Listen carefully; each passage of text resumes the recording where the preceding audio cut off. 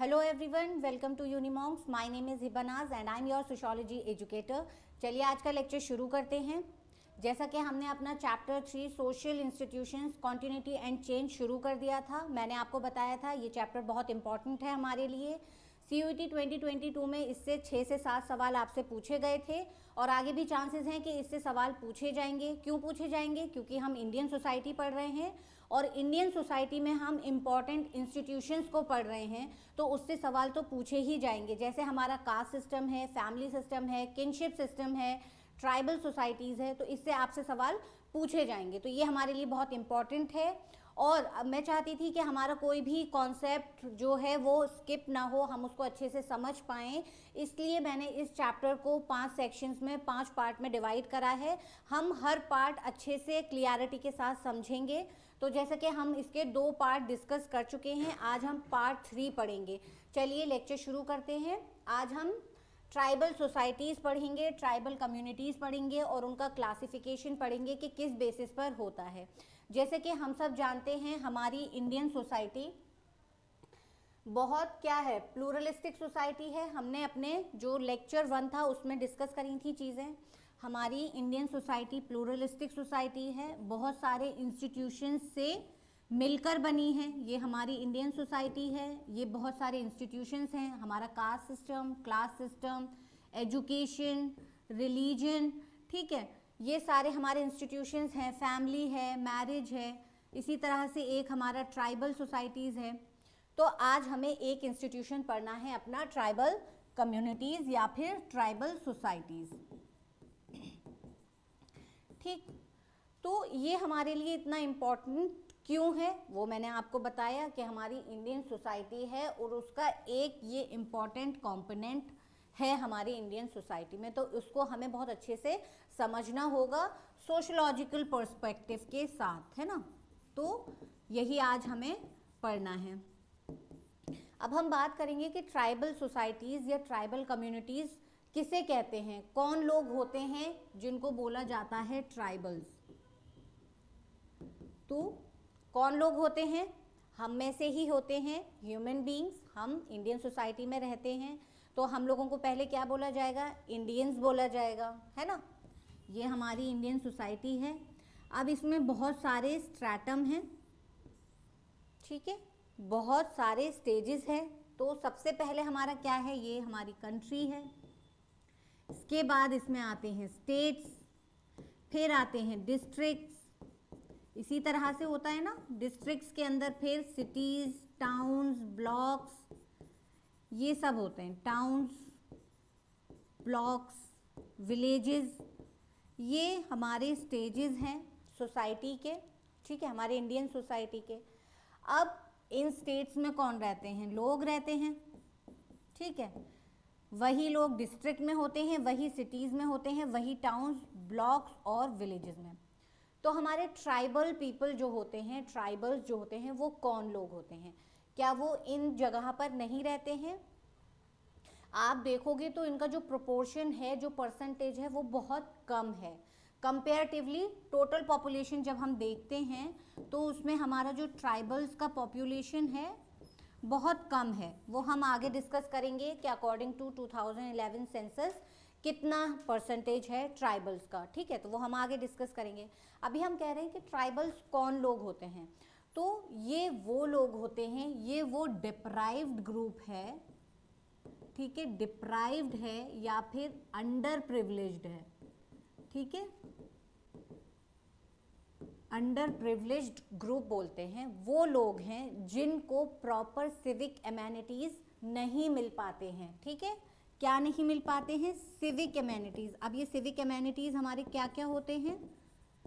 Civic facilities, जैसे कि हमारा प्रॉपर हमारा ये एजुकेशन सिस्टम, ठीक है। एजुकेशन तो चलो सेकेंडरी हो गया, अभी हम प्राइमरी पे चलते हैं। तो प्रॉपर हाउस होल्ड्स, है ना, प्रॉपर हाउसेस नहीं होते हैं, इलेक्ट्रिसिटी नहीं होती है, शॉर्टेज ऑफ फूड रहता है, शॉर्टेज ऑफ वाटर की प्रॉब्लम होती है, ठीक है। ये सारी चीज़ें जो होती हैं ये इनको प्रॉपर नहीं मिल पाती हैं। अब क्यों नहीं मिल पाती हैं? सोसाइटी में तो ये सारी चीज़ें बनाई गई हैं, एडवांसमेंट आया है सोसाइटी में, सोसाइटी को इम्प्रूव करा गया है, लोगों की लिविंग कंडीशंस इम्प्रूव करी जा रही हैं, तो इन लोगों को ये फैसिलिटीज़ क्यों नहीं मिल रही हैं? तो इसका आंसर ये है, इन लोगों को ये फैसिलिटीज़ इसलिए नहीं मिल पा रहे हैं क्योंकि ये लोग प्रॉपर जो सिटीज़, टाउन्स, ये सब हम डिस्कस कर रहे हैं, अर्बन एरियाज़ हैं, वहाँ पर नहीं रहते हैं।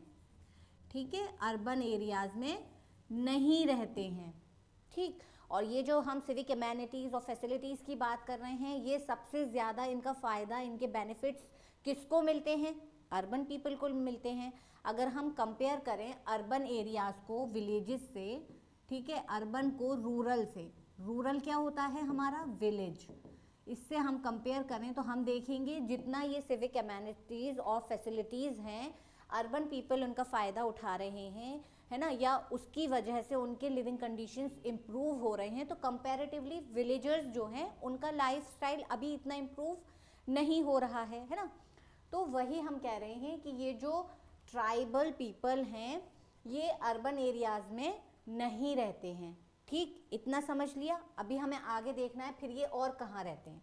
तो जैसे मैंने आपको बताया कि ये हमारा पूरा कंट्री है, ये स्टेट्स हैं, डिस्ट्रिक्ट हैं, सिटीज़, टाउन्स, ब्लॉक्स, विलेजेस जो हैं, तो इनका जो आउटर पार्ट होता है, ठीक है, आउटर एरिया होता है कोई भी लोकेलिटी का, जैसे ये कोई लोकेलिटी है तो इसका ये जो आउटर एरिया होगा यहाँ पे रहते हैं, ये जो ट्राइबल पीपल्स होते हैं यहाँ रहते हैं। ठीक है, आउटर एरियाज़ में। अब आउटर एरियाज़ में हम कभी भी देखते हैं, हम अपने सिटी से दूसरे सिटी जाते हैं बाई कार, तो हम देखते हैं ना कि कुछ जंगल पड़ते हैं, कुछ गांव पड़ते हैं, छोटे छोटे घर दिखते हैं, तो वो किन लोगों के होते हैं? वो यही तो होते हैं, कुछ विलेजर्स को बोला जाता है ना, और ट्राइबल पीपल्स होते हैं। ठीक है, जो मेन सोसाइटी से, जो मेन स्ट्रीम सोसाइटी है हमारी, उससे अलग रहते हैं, है ना, उनका रीजन अलग होता है, उनके प्लेसेस अलग होते हैं, वो ये लोग होते हैं ट्राइबल पीपल्स, है ना, जो हमारी मेन स्ट्रीम सोसाइटी है उनसे अलग रहते हैं, उनका अलग लाइफस्टाइल होता है। अब जैसे मैं अगर आपको फॉर एग्जांपल समझाने की कोशिश करूं कि ट्राइबल्स कौन होते हैं, तो हमने देखा है उनका जो लिविंग कंडीशंस होते हैं वो अलग होते हैं, उनकी जो क्लोथिंग पैटर्न होती है वो अलग होती है। हमने देखा है कहीं कहीं किसी किसी ट्राइब्स में क्या होता है, जूट के कपड़े पहनते हैं बहुत लूज लूज से, है ना। कहीं कहीं हमने देखा है बाल बहुत लंबे लंबे, करली हेयर्स, बाल लंबे लंबे रखते हैं, और जो बर्ड्स होते हैं उनके फेदर्स लगा कर रखते हैं, उनके क्राउन पहनते हैं। कहीं कहीं हमने देखा है कि बीड्स की ज्वेलरी पहनते हैं बहुत ज़्यादा, है ना। तो ट्राइबल पीपल्स के अपने अपने कल्चरल ट्रेड्स होते हैं, उनको फॉलो करते हैं, वो हम आगे डिस्कस करेंगे। अभी हमें एक इंट्रोडक्शन चाहिए था, तो वो हमने समझ लिया कि ट्राइबल्स कौन लोग होते हैं। ठीक, अब हमें देखना है कि इनका पॉपुलेशन जो है वो कितना है। तो टोटल पॉपुलेशन 8.6% है अकॉर्डिंग टू सेंसस 2011। ठीक, ये आपसे क्वेश्चन पूछा जा सकता है, तो ये फैक्ट आपको याद रखना पड़ेगा कि अकॉर्डिंग टू सेंसस, कौन सा वाला, 2011, 8.6% टोटल पॉपुलेशन है ट्राइबल्स की इंडिया में। ठीक, इतना आपको याद रखना है। आगे देखिए, अब इनको और क्या क्या कह सकते हैं, इनके सिनोनिम्स बोलें या इंटरचेंजेबली यूज करने वाले वर्ड्स कौन कौन से हैं। तो एक तो है हमारा जनजाति, फिर आदिवासी, हमने सुना है आदिवासी, हमने सुना है कहाँ रहते हैं, फॉरेस्ट में रहते हैं, है ना। ट्राइबल से अगर नहीं क्लिक करेगा या नहीं समझ पाओगे, अगर आदिवासी सुनोगे तो फौरन क्लिक करेगा कि ये तो जंगल में जो लोग रहते हैं उनको आदिवासी कहा जाता है ना। तो वो हो गए। फिर वन जातीज, तो वन जातीज भी वही है। वन मतलब क्या होता है, फॉरेस्ट, और फॉरेस्ट में जो लोग रहते हैं, फॉरेस्ट में जो जाति रहती है वो वन जाति है, यानी हमारे ट्राइबल्स हैं। ठीक है, तो इस तरह से इनको ये और नाम से पुकारा जाता है। इतना हो गया। अब हम बात कर रहे हैं कि ये किस तरह की सोसाइटी होती है। तो ये एक इगैलिटेरियन सोसाइटी होती है। ठीक है, इगैलिटेरियन, आपको ये टर्म भी याद रखना है इन केस आपसे एग्जाम में पूछ लें कि इगैलिटेरियन सोसाइटी कौन सी होती है। ठीक, तो आपको उसके फीचर्स याद होने चाहिए कि जैसे होमोजेनिटी होती है, ठीक है। होमोजेनाइजेशन यानी एक जैसा सब कुछ होता है। स्टेबिलिटी होती है, कांस्टेंट रिलेशंस होते हैं, कांस्टेंट ऑक्यूपेशन होते हैं, तो सोसाइटी स्टेबल रहती है, बहुत ज़्यादा उसमें चेंजेस नहीं देखने को मिलते हैं। तो एगैलिटेरियन की सोसाइटी और इक्वल स्टेटस, जो हमने देखा है कि सब लोग मान लो बीड्स की ज्वेलरी बनाने का ऑक्यूपेशन करते हैं तो सब वही करेंगे, ऐसा कुछ नहीं है कि वहाँ पे कोई ओनर है, वहाँ पे कोई वर्कर है, वहाँ पे कोई हायरार्की हमें देखने को मिल रही है। उनके ट्राइबल का एक हेड होता है, जैसे कि हमारे फैमिली में हेड ऑफ द फैमिली होते हैं हमारे, है ना, और वो पूरा ऑर्गेनाइज करके रखते हैं, पूरे फैमिली मेम्बर्स को साथ में लेके चलते हैं, सबके रिक्वायरमेंट्स फुलफिल करते हैं। इसी तरह से ट्राइबल सोसाइटी में बस इनका एक पर्टिकुलर हेड होता है जो सारी चीज़ों को अरेंज करके सबका ख्याल रख के चलता है ना। तो इक्वल स्टेटस होता है। तो इगैलिटेरियन सोसाइटी क्या होती है, जहाँ पर इक्वल स्टेटस होता है, स्टेबिलिटी होती है, होमोजेनाइजेशन होता है।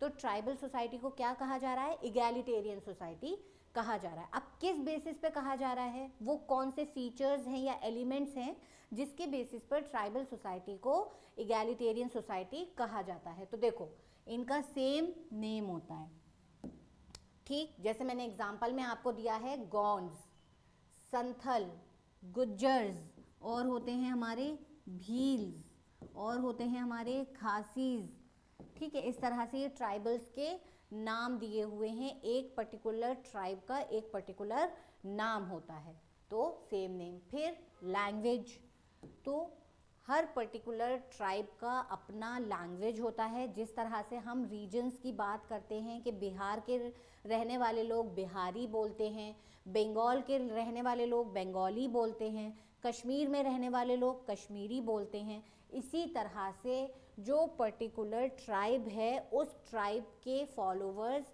क्या बोलते हैं, अपने ट्राइब का लैंग्वेज बोलते हैं। जैसे गॉन्ड्स हैं वो अपना लैंग्वेज बोलेंगे, संथल हैं वो अपना लैंग्वेज बोलेंगे, भील्स हैं वो अपना लैंग्वेज बोलेंगे, ठीक है।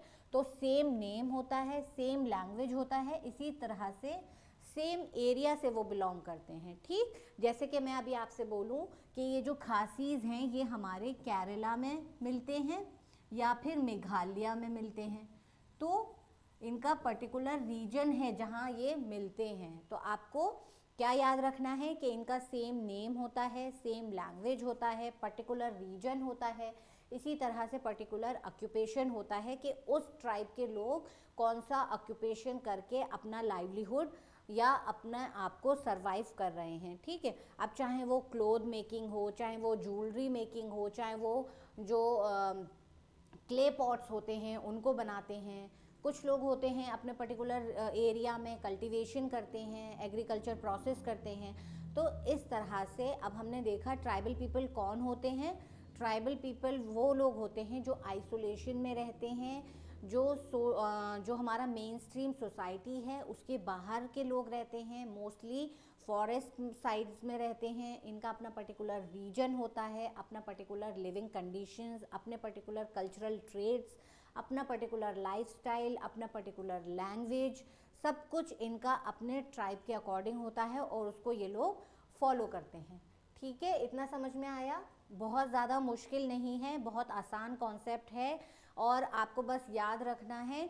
और जब आपसे क्वेश्चन पूछे जाएंगे अगर आप इसको अच्छे से पढ़ोगे तो आंसर भी बहुत आसानी से कर पाओगे। बस एक बार चीज़ें समझ लो, दिमाग के अंदर डाल लो, फिर वो हमेशा के लिए रहेंगी, ठीक। अब हम बात करेंगे, हमने देख लिया ट्राइबल्स कौन होते हैं। अब हमें देखना है कि ये जो ट्राइबल्स हैं इनका क्लासिफिकेशन किस बेसिस पर होता है ना। क्लासिफिकेशन मतलब जो अभी मैंने बोला कि इनका एक पर्टिकुलर ट्रेट होता है, पर्टिकुलर नाम होता है, पर्टिकुलर लैंग्वेज होती है, तो वो क्लासिफिकेशन किस बेसिस पर होता है ना, जो अपना नाम पर्टिकुलर या रीजन है उसकी बेसिस पर ही तो होता है। तो वो हमें अभी देखना है। तो जैसे मैंने बताया कि इनका क्लासिफिकेशन हमें देखना है, तो दो बेसिस पर इनका क्लासिफिकेशन होता है। एक इनके परमानेंट ट्रेट्स होते हैं और दूसरे इनके एक्वायर्ड ट्रेट्स होते हैं। आज के लेक्चर में हम परमानेंट ट्रेट्स पढ़ेंगे और जब हम नेक्स्ट लेक्चर देखेंगे उसमें हम इनके डिस्कस करेंगे एक्वायर्ड ट्रेट्स कि किस तरह से इनके एक्वायर्ड ट्रेट्स होते हैं और फिर किस तरह से tribal development versus national development हुआ, किस तरह से इनको फ़ायदा हुआ, नेशनल डेवलपमेंट में जो भी प्रोसेस हुए फ़ायदा हुआ या नुकसान हुआ, वो सब हम अपने नेक्स्ट लेक्चर में समझेंगे। तो अभी आज हमें क्या पढ़ना है, इनके परमानेंट ट्रेड्स पढ़ने हैं कि परमानेंट ट्रेड्स पे किस तरह से ये क्लासिफाई होते हैं। तो अभी हमें परमानेंट्स, तो परमानेंट एक सेल्फ एक्सप्लेनेटरी टर्म समझ में आ रहा होगा आपके। परमानेंट का क्या मतलब होगा, नॉट चेंजिंग, है ना, कुछ भी चेंज नहीं आएंगे, हमेशा के लिए चीज़ें वैसी ही रहेंगी। तो उसमें ये लोग क्या क्या इंक्लूड कर रहे हैं, एक तो रीजन, जिस रीजन से जो ट्राइब बिलोंग करती है वो हमेशा वहीं से रहेगी, वो मूव नहीं करेंगे, वो माइग्रेट नहीं करेंगे। जैसे मैंने अभी आपको एग्जांपल दिया था खासीज़, तो खासीज़ हमें कहाँ मिलते हैं, केरला और मेघालय में मिलते हैं, तो वहीं मिलेंगे।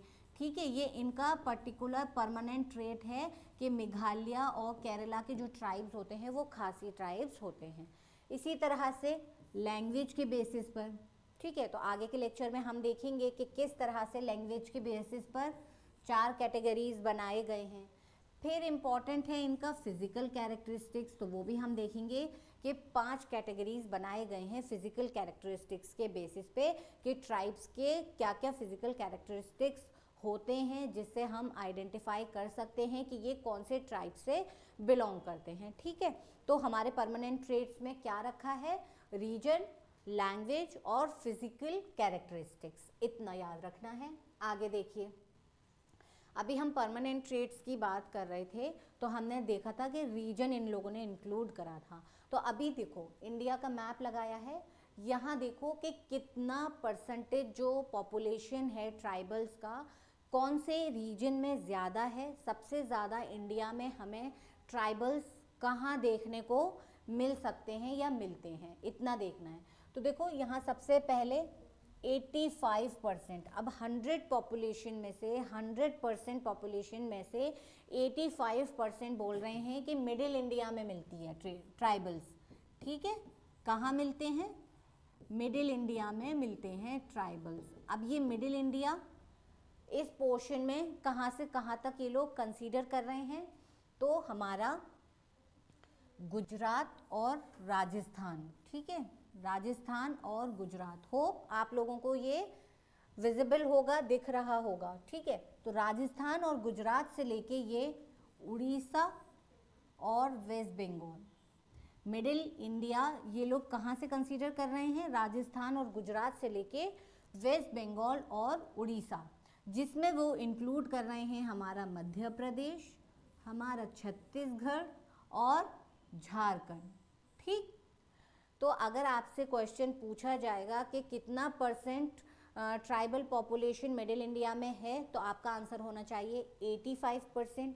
अगर आपसे पूछ लिया जाए कि 85% पॉपुलेशन मिडिल इंडिया में है ट्राइबल्स का, और वो कौन से स्टेट्स को कंसीडर कर रहे हैं, कौन से स्टेट्स हैं जो मिडिल इंडिया में आ रहे हैं, तो आपको याद रखना है राजस्थान गुजरात से लेके उड़ीसा वेस्ट बंगाल, जिसमें वो इंक्लूड कर रहे हैं मध्य प्रदेश, छत्तीसगढ़ और हमारा झारखंड। ठीक, इतना आपको याद रखना है। अब नेक्स्ट आते हैं हमारा 11% के 11% हमारा जो परसेंटेज है पॉपुलेशन ट्राइबल्स का, वो कहाँ रहता है या कहाँ मिलेगा इंडियन मैप पे, तो हमारे ये जो नॉर्थ ईस्ट जोन है ना, ये नॉर्थ ईस्ट जोन, यहाँ पर हमारा 11% पॉपुलेशन होता है ट्राइबल्स का।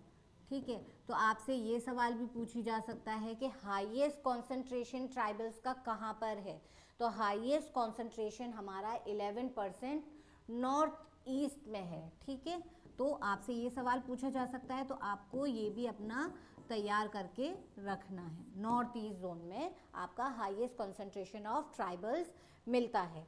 आगे अब हमारा बचता है 100 में से 3%। ठीक है, तो 3% फिर हमारा जो भी पार्ट बचा इंडिया का वहाँ मिलेगा, जैसे कि हमारा ये नॉर्दर्न जोन हो गया, ठीक, ये सदर्न जोन हो गया। तो यहाँ पर हमारा जो 3% है, उन 3% के ट्राइबल्स यहाँ देखने को मिलेंगे या इन रीजन से बिलोंग करते हैं। इतना आपको ये अच्छे से याद रखना है कि मिडिल इंडिया में 85% है, मिडिल इंडिया में कौन कौन से स्टेट्स ले रहे हैं, राजस्थान गुजरात से लेके उड़ीसा वेस्ट बंगाल, जहाँ पर मध्य प्रदेश झारखंड और छत्तीसगढ़ इंक्लूड करा गया है। ठीक, और पूछ सकते हैं highest concentration of tribals in India कहाँ पर है, तो नॉर्थ ईस्ट में हमारा विद 11%। ठीक, इतना याद रखना है आपको। आगे देखिए, जैसे मैंने आपको अभी बताया था कि नॉर्थ ईस्ट जोन में हाईएस्ट कंसंट्रेशन ऑफ ट्राइब्स पूछा जा सकता है। अब उनमें भी नॉर्थ ईस्ट जोन में हमारे कितने स्टेट्स आते हैं तो वो भी आपको पता होना चाहिए। मे भी आपसे पूछ लें कि मेघालय में कितना परसेंट मिलता है, या अरुणाचल प्रदेश में कितना है, या मणिपुर में कितना है। तो ये आप एक बार चाहो तो स्क्रीनशॉट ले लो या जल्दी जल्दी से नोट कर लो। आपको ये पता होना चाहिए आपके एग्जामिनेशन के पॉइंट ऑफ व्यू से, क्योंकि फैक्चुअल जो क्वेश्चंस हैं वो भी पूछे जाते हैं, तो इतना आपको पता होना चाहिए। तो मेघालय 85%, अरुणाचल प्रदेश 63%, मणिपुर 34%, त्रिपुरा 30%। अब आपसे ये क्वेश्चन भी पूछा जा सकता है कि ठीक है, highest concentration of tribals with 11% found in north east zone, कौन से ऐसे ट्राइब्स हैं जो वहाँ मिलते हैं। तो ट्राइब्स की भी नाम आपको पता होना चाहिए। एक दो ट्राइब्स दे दें आपसे और पूछ लें बताइए ये होता है या नहीं, है ना, या आपको कॉम्बिनेशंस बनाकर दे दें कोई और ट्राइब्स के साथ में, तो आपको ये नाम याद होने चाहिए। गारो, खासी, जैंतिया, भूटिया, बोडो, ये आपके 5 ट्राइब्स हैं जो आपको याद होने चाहिए कि आपके नॉर्थ ईस्ट जोन में मिलते हैं। तो इससे भी क्वेश्चन आपसे पूछ सकते हैं, तो आपको पता होना चाहिए। ठीक, यही एक ऐसा चैप्टर कहूँ या चैप्टर का पार्ट 3, चैप्टर 3 का पार्ट 3 है जिसमें आपको थोड़ी सी चीज़ें याद करनी होंगी, वरना तो हम सोशियोलॉजी में सब कुछ इस तरह से पढ़ रहे हैं कि सारी चीज़ों को बस समझना है, एनालाइज करना है, तो अच्छे से हम आंसर कर पाएंगे, कॉन्सेप्ट को अच्छे से समझ लेंगे। तो याद करने का ऐसा कुछ नहीं है, लेकिन इस पार्ट में आपको थोड़ी सी चीज़ें याद करनी पड़ेंगी, क्योंकि बिना याद करे आप आंसर नहीं कर पाओगे, क्योंकि इतने सारे ट्राइब्स के नाम हैं, अगर याद ही नहीं रखोगे तो कंफ्यूज हो जाओगे कि कौन सी ट्राइब कौन से स्टेट में है या कौन सी ट्राइब कौन से रीजन से आती है।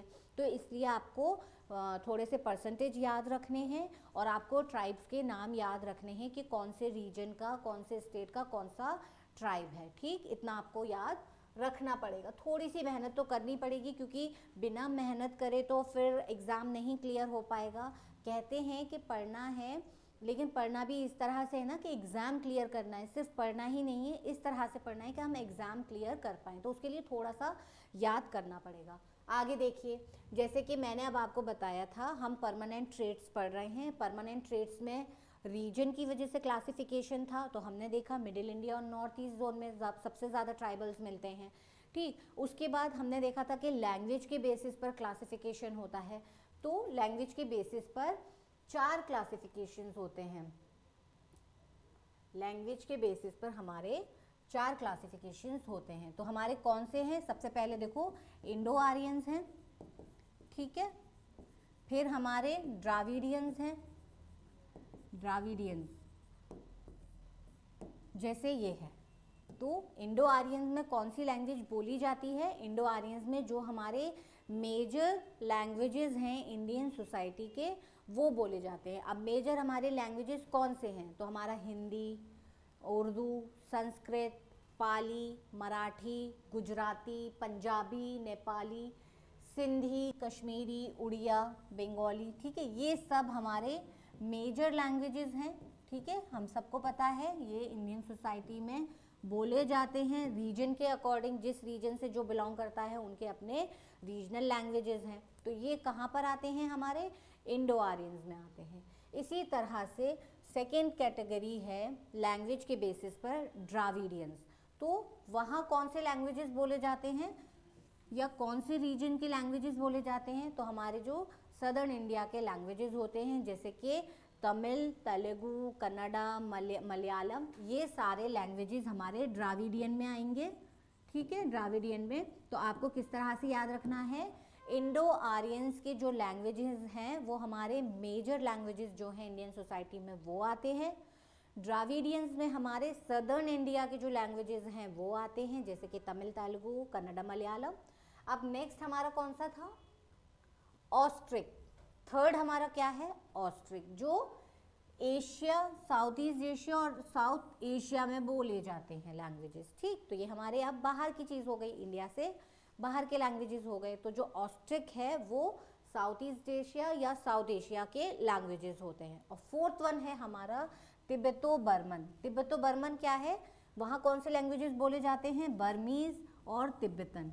ठीक, तो ये भी हमारे इंडिया के बाहर हो गए। तो हमारे इंडिया में जो ट्राइबल लैंग्वेजेस हैं जो हम बोल रहे हैं कि 4 कैटेगरीज बनाए गए हैं लैंग्वेज के बेसिस पे, जिसमें से ऊपर के जो 2 हैं इंडो आर्यंस और द्राविडियंस वो इंडिया में बोले जाते हैं, और जो नीचे ऑस्ट्रिक और तिब्बतो बर्मन है ये इंडिया के बाहर बोले जाते हैं। ठीक है, इतना आपको याद रखना है, लैंग्वेजेस याद रखनी है।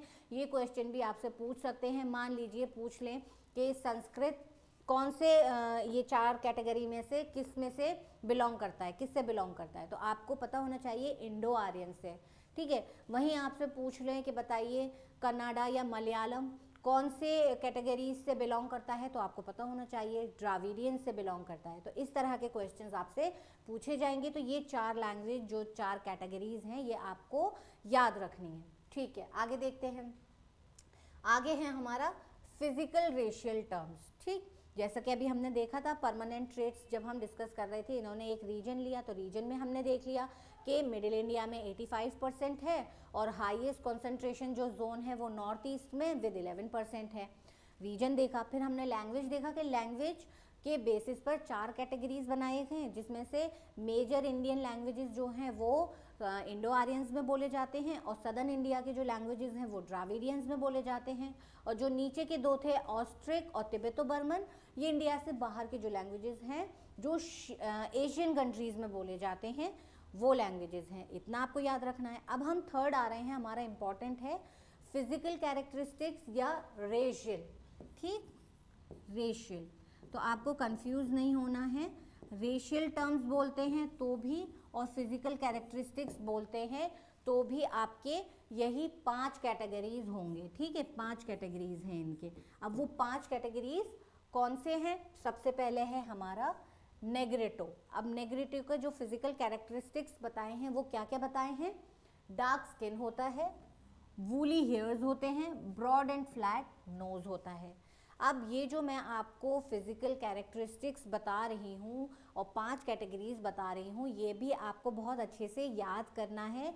देखो थोड़ा सा रटाफिकेशन यहाँ पर करना पड़ेगा, थोड़ा सा याद नहीं करोगे, रटोगे नहीं तो आंसर नहीं कर पाओगे। ये चीज़ें समझने की हैं लेकिन यहाँ पर आपको याद भी करना है। जैसे अभी हमने देखा कि लैंग्वेजेस 4 कैटेगरीज में बांटी गई हैं, दी गई हैं, तो वो 4 कौन सी हैं और फिर उन 4 के अंदर भी कौन से लैंग्वेजेस बोले जाते हैं, और ये जब तक आप याद नहीं करोगे आप आंसर नहीं कर पाओगे। इसी तरह से जब मैं फिजिकल कैरेक्टरिस्टिक्स की बात कर रही हूँ तो इसमें भी 5 कैटेगरीज दिए हुए हैं और उन 5 कैटेगरीज के आपको फिजिकल कैरेक्टरिस्टिक्स याद रखने हैं, क्योंकि क्वेश्चन पूछा जा सकता है आपसे कि बताइए कौन से फिजिकल कैरेक्टरिस्टिक्स हैं जो किस कैटेगरी से बिलोंग करते हैं। ठीक, तो इस तरह से आपको याद रखना है। फिर हमारा क्या है, ऑस्ट्रोलॉइड। सबसे इम्पॉर्टेंट तो आपको ये याद रखना है कि जब लैंग्वेजेस के 4 कैटेगरीज बताएं तो वो कौन से हैं, तो वो आपको याद रखना है इंडो आर्यंस, द्राविडियंस, ऑस्ट्रिक या तिब्बतो बर्मन। और दूसरा क्या आपको इम्पॉर्टेंट याद रखना है, फिजिकल और रेशियल कैरेक्टरिस्टिक्स के बेसिस पे जो 5 कैटेगरीज बनाई गई हैं वो 5 कैटेगरीज कौन सी हैं, तो वो आपकी हैं नेग्रेटो, ऑस्ट्रोलॉइड, मोंगोलॉइड्स और फिर वही आर्यंस और द्राविडियंस जो हमारे 2 लैंग्वेजेस में भी थे। तो अभी हम नेग्रेटो देख रहे थे, ब्लैक और डार्क स्किन होती है, वूली हेयर्स होते हैं, फ्लैट नोज होता है। फिर सेकंड है हमारा ऑस्ट्रोलॉइड, उसके क्या होता है, hairs usually silky, black, wavy और कर्ली, स्किन कलर उनका भी डार्क होता है। ठीक, तो इस तरह से याद रखना है। थर्ड है हमारा मोंगोलॉइड जिसमें येलोइश ब्राउन टिंट स्किन होता है, इतना आपको याद रखना है। 5 इंपॉर्टेंट ये जो कैटेगरीज हैं ये तो बहुत अच्छे से याद करनी है। एक बार को आप अभी जैसे आपको यूजी का एंट्रेंस देना है तो मे बी आपसे इन डिटेल्ड इतना ना पूछ लें कि कौन सा फिजिकल कैरेक्टरिस्टिक कौन से कैटेगरी का है, बट आपको कैटेगरीज तो बहुत अच्छे से याद करने हैं क्योंकि कैटेगरीज से तो क्वेश्चन पूछा ही जाएगा। लैंग्वेज के 4 कैटेगरीज आपको याद रखने हैं और फिजिकल कैरेक्टरिस्टिक्स के 5 कैटेगरीज आपको याद रखने हैं और कंफ्यूज बिल्कुल नहीं होना है, दोनों को बिल्कुल मिलाना नहीं है। थर्ड मैंने क्या बताया, मोंगोलॉइड्स, ठीक है। अब फोर्थ देखते हैं, जैसे मैंने बताया कि द्राविडियन और आर्यन दोनों में कॉमन है, तो याद करने में आसानी होगी आपको, है ना, इतना कंफ्यूज नहीं होगे। तो द्राविडियन कौन है, मीडियम स्टेट्योर ब्राउनिश ब्लैक स्किन, और इनको कंसीडर करा जा रहा है सदर्न इंडिया के, ठीक है, सेंस में सदर्न इंडिया। जैसे कि हमने देखा था द्राविडियन जब लैंग्वेज की कैटेगरी में गया तो वहाँ सदर्न लैंग्वेजेस ही बोले जा रहे थे ना, सदर्न इंडिया लैंग्वेजेस ही तो बोले जा रहे थे, मलयालम, तेलुगु, तमिल, कन्नड़ा।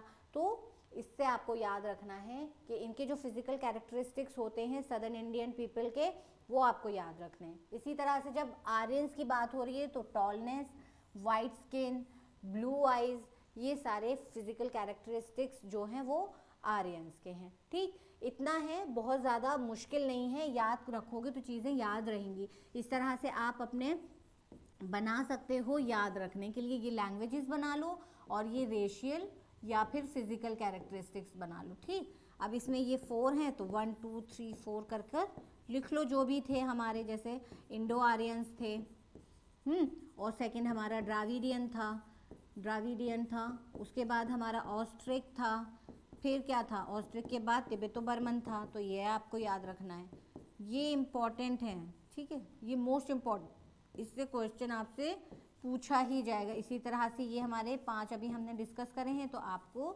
याद होने चाहिए, ठीक। नेग्रेटो है, ऑस्ट्रोलॉइड है, नेग्रेटो है, ऑस्ट्रोलॉइड है, मंगोलॉइड्स है, द्राविडियंस है, आर्यंस है। तो आपको ये चारों कैटेगरीज इसके याद रखने हैं और ये 5 कैटेगरीज इसके याद रखने हैं, इससे क्वेश्चन आते हैं और पूछे जाएंगे, ठीक है, ये बहुत इंपॉर्टेंट है। चलिए आगे देखिए, इन टर्म्स ऑफ साइज हमने रीजन देख लिया, तो हमने देखा middle India north east zone में सबसे ज़्यादा है। फिर हमने लैंग्वेजेस देखे तो 4 कैटेगरीज में बांटा था, अभी मैंने आपको लिखकर बताया। फिर हमने रेशियल और फिजिकल कैरेक्टरिस्टिक्स देखे तो उनको भी 5 कैटेगरीज में बांटा था, वो भी हमने देख लिया, ठीक। अब लास्ट हमारा क्या है, साइज के बेसिस पर तो बोल रहे हैं कि जो बिगेस्ट ट्राइब्स हैं, आपसे अगर क्वेश्चन पूछा जाए कि बिगेस्ट ट्राइब्स कौन से हैं जिनका पॉपुलेशन मतलब ज़्यादा है सबसे, तो वो कौन कौन से हैं आपको याद रखना है, गॉन्ड्स, भील, संथल, ओरोन्स, मीनास, बोडोज एंड मुंडास, ठीक। इनको आपको याद रखना है। इससे भी सवाल पूछ सकते हैं कि सबसे ज़्यादा पॉपुलेशन कौन से ट्राइब की है, तो आपको उनका नाम पता होना चाहिए। फिर वही सारी इन्फॉर्मेशन दिया हुआ है जो हमने अभी शुरू में ही लेक्चर में डिस्कस कर लिया था कि अगर सेंसस 2001 पूछेंगे तो आपको पता होना चाहिए टोटल पॉपुलेशन आपकी क्या है, 8.2%, ठीक है। और वहीं आपसे पूछेंगे 2011 का सेंसस क्या कहता है, तो आपको पता होना चाहिए 8.6%। और किसका है ये, टोटल पॉपुलेशन ट्राइबल का, टोटल पॉपुलेशन ऑफ ट्राइबल्स, ठीक है। इतना आपको ये याद रखना है। फैक्चुअल डेटा तो याद करके ही चल पाएंगे जब भी आंसर कर पाएंगे, ठीक है, उसमें तो समझने का कुछ नहीं है। जब तक याद नहीं करोगे चीज़ों को तो फिर आंसर कैसे करोगे इस चीज़ में, तो ये सब आपको याद रखना है, ठीक है। तो ट्राइबल का इतना ही था, परमानेंट ट्रेट्स में आज हम इतना ही पढ़ेंगे। कुछ क्वेश्चंस डाले हैं उनको देखते हैं, उनको सॉल्व करते हैं। तो पहला क्वेश्चन देखिए, in physical racial terms tribes are classified under the, अभी हमने फिजिकल और रेशियल टर्म्स में देखा था, कितने कैटेगरीज हमने देखे थे, 5 कैटेगरीज थे, ठीक है। तो हमें देखना है कौन कौन से थे। सबसे पहले नेग्रिटो था, यस, ऑस्ट्रोलॉइड, मोंगोलॉइड्स, द्राविडियंस और आर्यंस। तो आंसर हमारा क्या होगा, ए, ये हमारा आंसर है, ठीक। इसको देखो, जब तक आप रटोगे नहीं, याद नहीं होगा, तो ये रटने वाली चीज़ें हैं, याद करने वाली चीज़ें हैं, आप जब भी आंसर कर पाओगे। फिर नेक्स्ट देखते हैं, नेक्स्ट क्वेश्चन में क्या पूछ रहे हैं हमसे। According to census report 2011, it is % of the population of India or about 104 million tribal persons in the country। जब अकॉर्डिंग टू सेंसस रिपोर्ट 2011 और पॉपुलेशन पूछ रहे हैं ट्राइबल्स का, तो मुझे लगता है ऑप्शंस देखने की भी ज़रूरत नहीं पड़नी चाहिए, हमने इतनी बार इसको डिस्कस कर लिया है। लेकिन अब हम देखेंगे कि कितना, कौन से ऑप्शन में हमारा आंसर दिया हुआ है। तो 9.5, 8.6, 5.2, हमारा आंसर क्या होगा? बी। इस तरह से इतने अच्छे से चीज़ें याद रखनी है कि बस क्वेश्चन पढ़ के आपके मुंह से ही आंसर निकले, तब आप ऑप्शंस देखो तो फिर आपको लगे कि हाँ मैंने सही आंसर करा है। ठीक है, सिर्फ आप उसको कंफर्म करो। नेक्स्ट देखो, how much percentage of the tribal population lives in middle India. ये भी अभी हमने डिस्कस करा था कि मिडिल इंडिया में कितने हैं? 85%। तो हमारा कौन सा ऑप्शन है? हमारा सी ऑप्शन है, 85% हमने डिस्कस करा था। ठीक है, नेक्स्ट लास्ट क्वेश्चन देखते हैं। Dash have been classified according to their permanent and acquired trades. हमने अभी जब लेक्चर शुरू हुआ था डिस्कस करा था कि ट्राइबल सोसाइटीज़ हैं जिनका क्लासिफिकेशन दो ट्रेड के बेसिस पर हो रहा है, एक परमानेंट ट्रेड है, दूसरा एक्वायर्ड ट्रेड है। परमानेंट ट्रेड्स में हमारे क्या क्या थे? रीजन था, लैंग्वेज था, फिजिकल कैरेक्टरिस्टिक्स थे। ठीक, तो कौन सा ग्रुप है इसमें से? कास्ट, क्लास, स्टेटस या ट्राइब? तो हमारा आंसर है ट्राइब। तो आज के लिए इतना ही। होप आपको लेक्चर समझ में आ रहा होगा। जो चीज़ें मैं पढ़ाना समझाना चाह रही हूँ आप अच्छे से समझ रहे होगे। देखो, मेरे पढ़ाने से चीज़ें समझ आएंगी, लेकिन बहुत अच्छे से जब समझ में आएंगी जब आप अपने आप भी एक बार अपना एनसीईआरटी रीड करोगे, है ना, तब रिलेट कर पाओगे।